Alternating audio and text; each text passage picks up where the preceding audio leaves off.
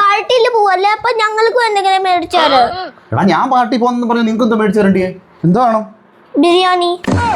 ബിരിയാണി ആരാടാ അത് പറഞ്ഞെന്നേ? ഞാനല്ല. അല്ലനാന്ന് പറഞ്ഞേ? അല്ല. പിന്നെ മമ്മിയാന്ന് പറഞ്ഞേ? ആരോ എന്തോ ആണെങ്കിൽ കൊടുത്തു. അല്ല അവനിങ്ങനെ ബിരിയാണി പറയത്തില്ലല്ലോ. സത്യം പറ, ആരാ പറഞ്ഞേ?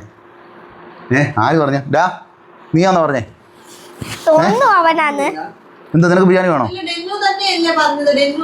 ആ കൊച്ചിനെ ഇപ്പൊ ആക്കി വെച്ചാൽ മതിയല്ലോ. എന്താ നിനക്ക് ബിരിയാണി വേണോ?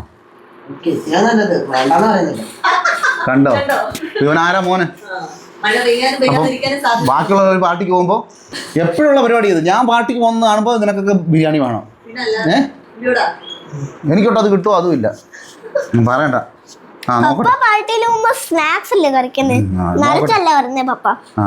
നോക്കട്ടെ. ബുക്ക് ചെയ്തിട്ടുണ്ട്, ഫോൺ ആണ്, പ്രിപ്പയർ ആകുന്നുണ്ട് കേട്ടോ. എനിക്കിട്ട് പണി തന്ന അമ്മ മക്കളൂടെ. ഇല്ലില്ല, ഞാൻ പോവാ. അപ്പോൾ ഓക്കെ എന്നാ ബൈ. ബെന്നു നിന്റെ ബിരിയാണി ബുക്കായിട്ടുണ്ട് കേട്ടോ. ഇനി എന്താ പോകുന്നില്ലയോ? താങ്ക്സ് ഒന്നും പറയുന്നില്ല അപ്പാട്.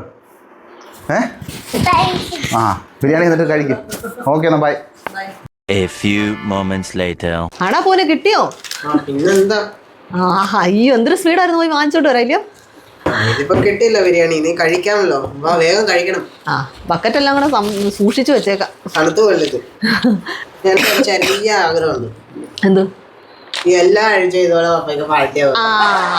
പപ്പ കേക്കണം. ചെറിയ ആളും ഉണ്ടല്ലോ.